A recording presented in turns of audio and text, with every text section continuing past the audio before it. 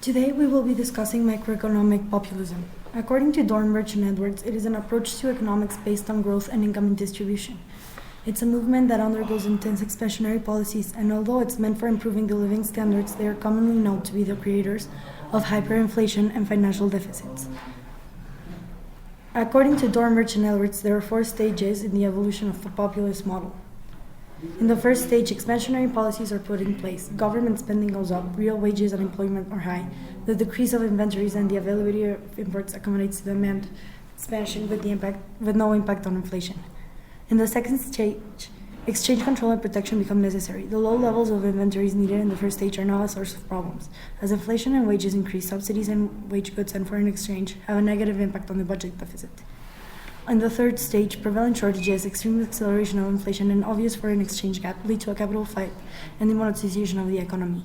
Real wages fall massively and politics become unstable. In the fourth stage, the real wage will have a decline massively. The decline will be very persistent because the economic policies will have depressed investment and promoted capital flight. This extreme decline happens because capital is moved across borders, but labor is not. Venezuela has been under a populist regime since Hugo Chavez took power. A few examples of why follow.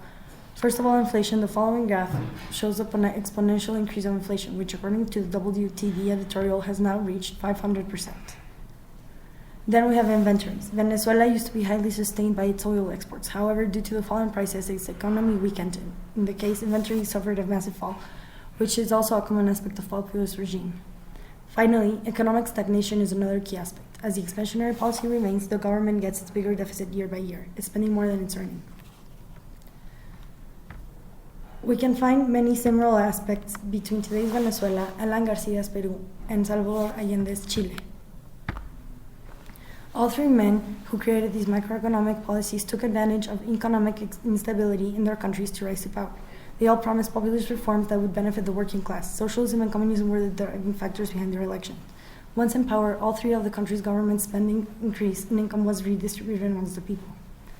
After inflation finally erupted to massive levels in all 3 regimes, poverty reached new highs and there was a shortage of inventories, creating even more social despair.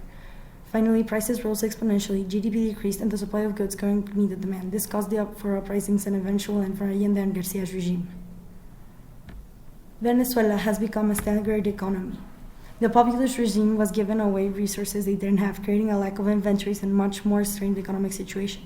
The expansionary principle of spending more than what you earn can only lead to trouble in the long run.